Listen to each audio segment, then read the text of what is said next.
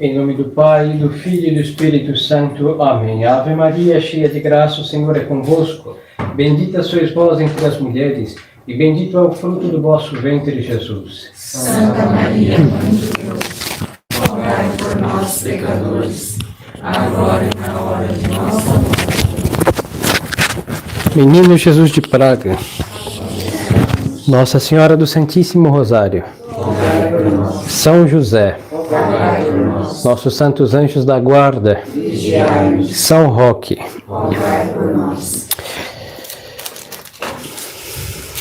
Continuação do Santo Evangelho segundo São Lucas. Naquele tempo, tomou Jesus à parte os 12 e disse-lhe: Eis que vamos para Jerusalém, e será cumprido tudo o que está escrito pelos profetas relativo ao Filho do Homem. Porque ele será entregue aos gentios, e será escarnecido, açoitado e cuspido, e depois de o açoitarem, o matarão e ressuscitará ao terceiro dia. E eles nada disto compreenderam. E esse discurso era para eles obscuro, e não penetrava coisa alguma do que lhes dizia.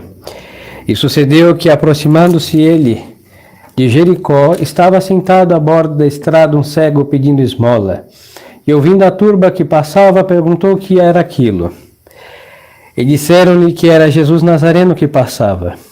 Então ele clamou, dizendo: Jesus, filho de Davi, tem piedade de mim. E os que iam adiante repreendiam-no, para que se calasse. Porém ele cada vez gritava mais: Filho de Davi, tem piedade de mim. E Jesus, parando, mandou que o trouxessem. E quando ele chegou, interrogou, dizendo: Que queres que eu te faça? E ele respondeu: Senhor, faze que eu veja. E Jesus disse-lhe: Vê, tua fé te salvou. Imediatamente viu e foi seguindo, glorificando a Deus. E todo o povo, vendo isto, deu louvor a Deus. Em nome do Pai, do Filho e do Espírito Santo. Amém. Louvado seja nosso Senhor Jesus Cristo.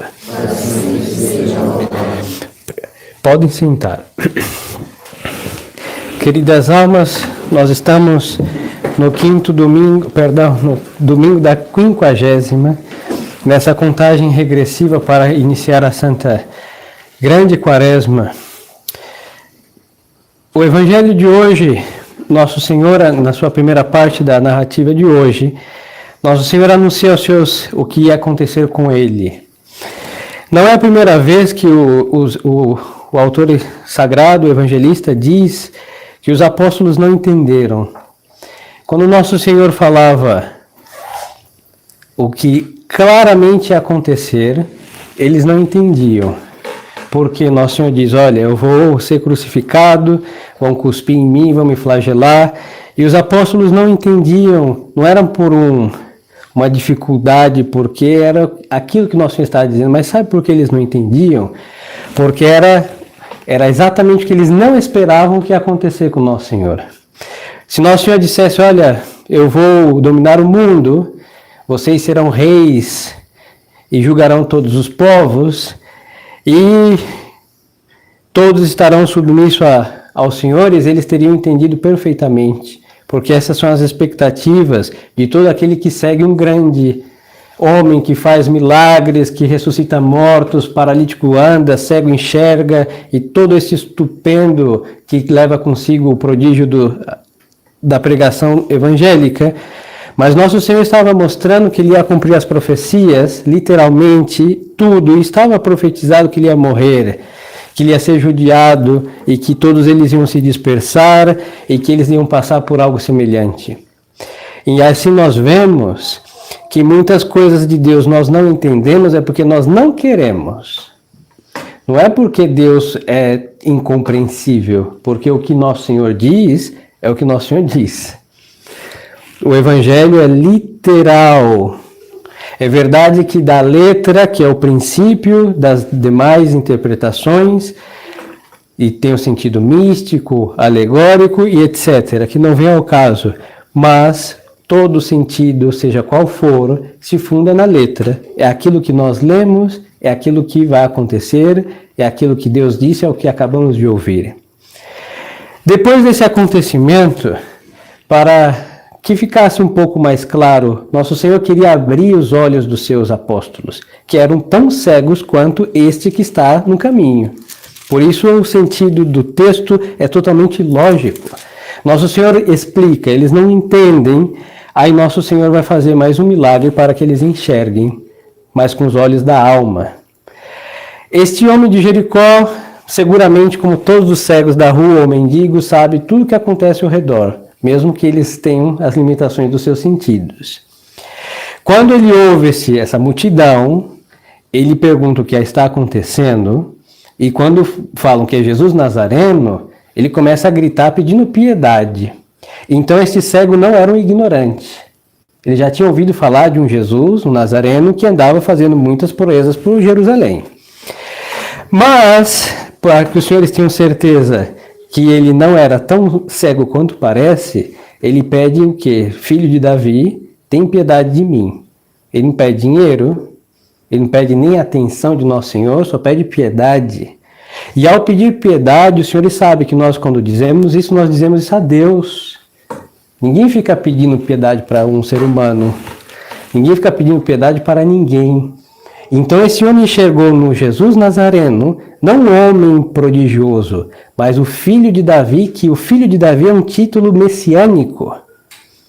Ou seja, o filho de Davi é o Messias, e o Messias é Deus. E aquele homem reza a Deus, que nosso Senhor Jesus Cristo é Deus, e ele enxerga com os olhos da alma o Deus encarnado que está passando por ali. E o que ele vai fazer? As pessoas dizem, olha, cale sua boca. Claro, por quê? Porque um clamor desse é absurdo. Demais de cego, é o ignorante da religião, poderíamos pensar. Mas aquele cego está rezando com a oração mais perfeita que se pode fazer diante de Nosso Senhor Jesus Cristo pelas ruas de Jerusalém. Porque uns andavam atrás de Nosso Senhor porque ele era famoso. Nada mais por isso. Outros andavam atrás de Nosso Senhor por interesses de ser curado de suas mazelas. E outros andavam atrás de Nosso Senhor para o perseguir, os saduceus, fariseus, etc. E este não anda atrás de Nosso Senhor por nada, só quer clamar ao filho de Davi pedindo piedade. E ele não se cala. Por quê? Porque ele vendo Deus caminhando por Jerusalém, quem vai calar a alma aflita diante de Deus? Ninguém pode calar. Primeiro que Deus nos manda clamar, e nem mesmo a consciência, nem mesmo o demônio, nem mesmo nenhuma autoridade tem o poder de nos fazer a nossa oração silenciar. E ele vai gritar mais forte ainda. Aí nós vamos entender o introito da missa de hoje que diz: sede para mim um Deus protetor e um lugar de refúgio em que eu possa me salvar, porque vós sois a minha fortaleza e o meu auxílio, e para a glória do vosso nome sereis o meu guia e o meu pastor. Este cego, errante como qualquer outro deficiente visual, talvez tropeçando e batendo pelas paredes dos cômodos onde ele vivia, mas como ele tinha os olhos postos em Deus, os olhos da alma, os olhos da fé, este homem enxergou muito mais do que os apóstolos, que comiam com Nosso Senhor. Viam a beleza da fisionomia de Nosso Senhor, podiam vislumbrar tudo que o visível, que os olhos podem contemplar. E este não, mas a fé vai muito mais do que os sentidos. E Deus foi exatamente isso, um pastor, o báculo que o guiou, e este homem grita. E ao gritar, Nosso Senhor ouve a sua voz e vai se aproximar dele, porque Nosso Senhor prometeu que o invocasse, ele estaria perto daquele que o invocasse. E aí ele cumpre a sua palavra. E aqui tem uma coisa muito bela. Santo Afonso vai comentar que outro cego, em outra ocasião, Nosso Senhor pergunta, por bondade de Nosso Senhor, ele pergunta: o que queres que eu faça?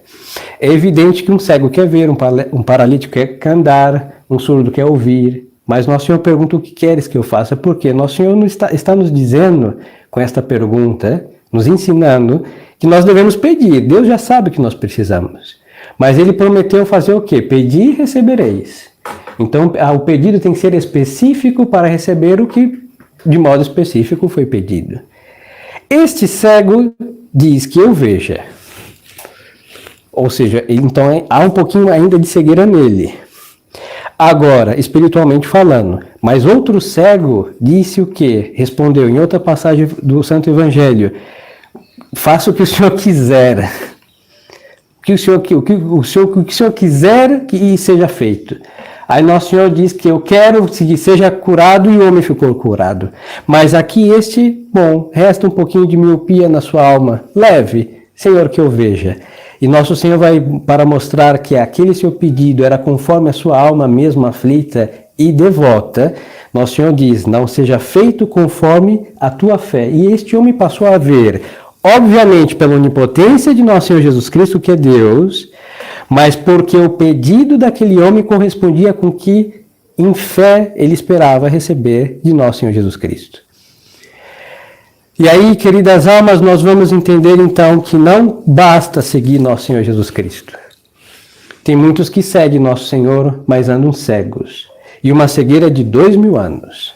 Nós podíamos dizer: mas Padre, não é a mesma coisa estar em Jerusalém caminhando com Jesus, Nosso Senhor, e estar na crise da igreja, em que nós vemos que parece que Deus se distanciou.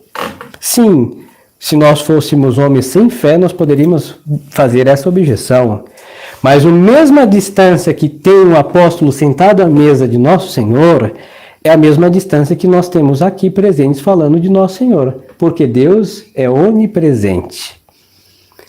E os ouvidos de Nosso Senhor, que ouvia este cego gritando: Filho de Davi, tem piedade de mim, é o mesmo ouvido de Nosso Senhor Jesus Cristo, na glória do seu corpo ressuscitado, que é o que estamos dizendo. Ele está ouvindo com a mesma capacidade sonora dos ouvidos de Deus. Então não existe distância. E por que nós não temos essa fé deste homem? Porque a nossa alma que é cega. A nossa alma é tão cega que nós estamos diante de Deus e nós não conseguimos nem perceber pela voz de Deus a direção em que Deus se encontra. E esta crise na igreja causa essa cegueira, porque falta o exercício da fé. Mas não é uma fé teórica, porque muitos leem, eu não critico os leitores, os louvo e peço que leiam sim, é importante ler bons livros, encíclicas papais, documentos pontifícios, magnífico, desde que nunca esqueçam um catecismo. Agora, muitos leem, mas não creem no que estão lendo. Nós podemos ler sobre a infalibilidade pontifícia, que é um dogma da nossa religião, mas muitas vezes vendo a igreja do jeito que se encontra, a gente fala: parece que isso daqui não se deu. O que isso é? Desconfiança de uma verdade perene? Nós vemos os santos que Deus gera e vai gerar até a consumação dos séculos, como nós vemos o eclipsar da santidade. E o que nós queremos? Queremos mais na força do pecado do que na força da graça de Deus para nos santificar. Hoje nós queremos mais nas armas, não agora que começam essas guerras por aí, e todos temem guerras nucleares e bombas atômicas, mas nós não cremos no poder de um rosário que já fez muitas guerras silenciarem, já fez muitos povos encontrarem a paz e está dentro do nosso bolso. Essas contas queridas, passadas com tanta pressa, ou penduradas numa cama, no retrovisor, e nós temos mais confiança numa bomba atômica do que no coração imaculado de Maria, nossa Mãe Santíssima. Então, queridas almas, o que acontece? Muitos são cegos de olhos físicos, como este do Evangelho, mas só que eles vislumbram muito mais porque exercem a fé, e a fé não conhece cegueira, porque a fé tem uma visão de Deus, por isso vamos ver a Deus por causa da fé que nós professamos. Quando este homem clama piedade, seguramente ele era um pecador, e isso daqui não basta ser por filho de Adão e Eva, mas também porque no tempo evangélico, certos pecados clamavam certos castigos físicos. Não estou dizendo que hoje quem está paralítico é por causa de um pecado, não necessariamente. Existem doenças, tudo desemboca no pecado original, que é o pecado causa de todas as mazelas.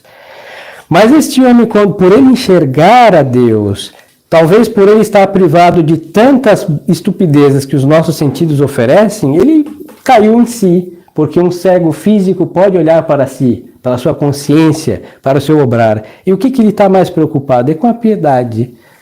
Esta oração foi tão importante, essa jaculatória que este homem rezou a Nossa Senhora foi tão importante que os padres do deserto passavam dias inteiros repetindo isso.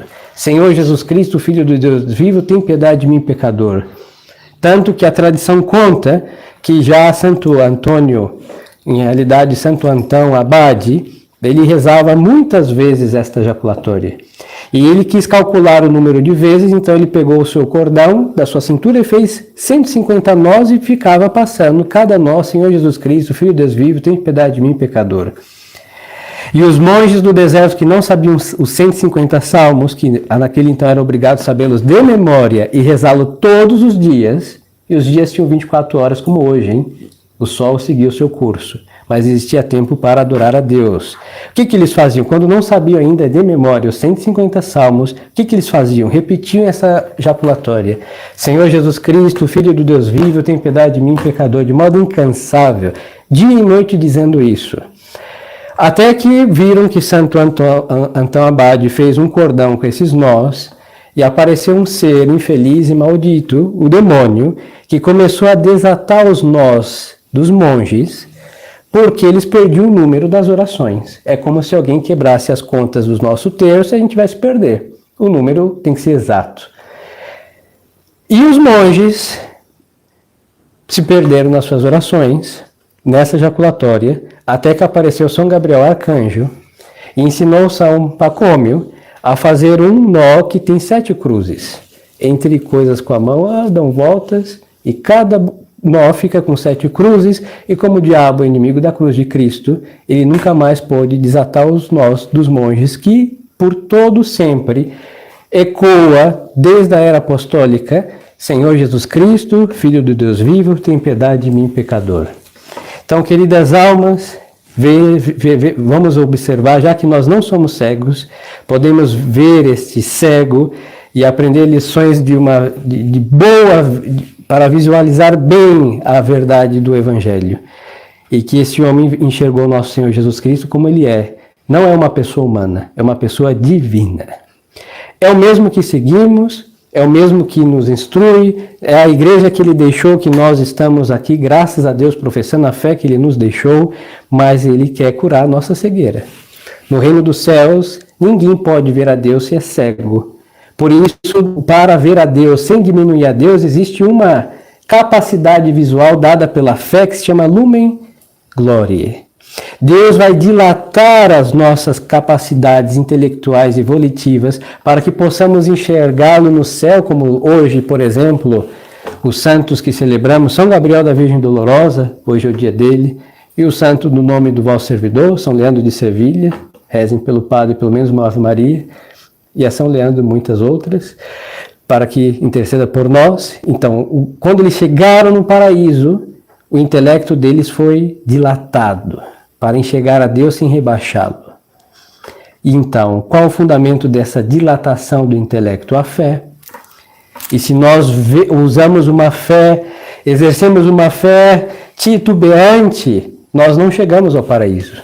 Porque sem a fé nós não podemos se salvar. Mas não é só a fé e a fé. É a fé viva pela graça. É uma fé que não está imobilizada, inutilizada, por assim dizer, pelo pecado mortal. E para isso devemos enxergar a Deus.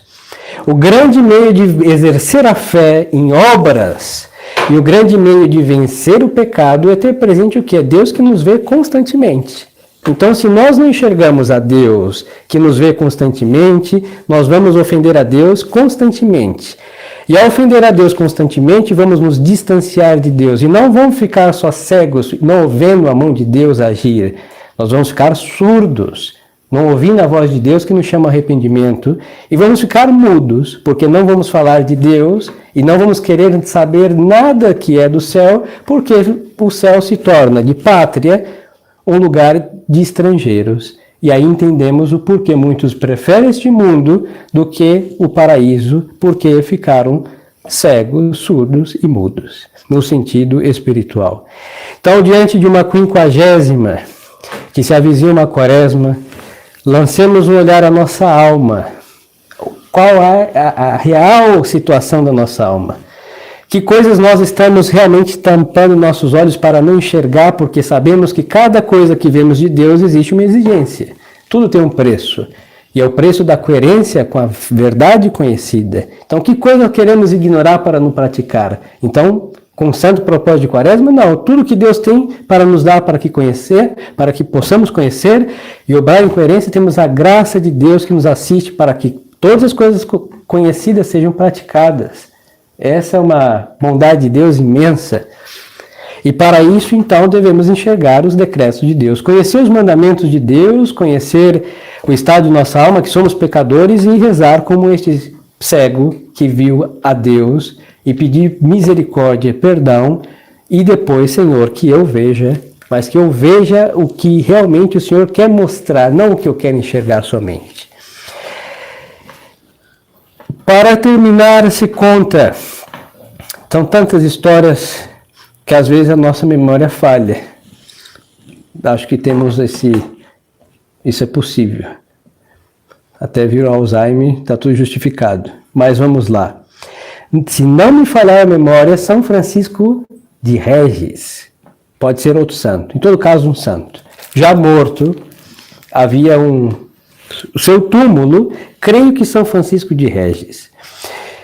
O seu túmulo era muito milagroso, segue sendo milagroso. Não faz milagre porque quem vai lá não pede, mas quem pede recebe.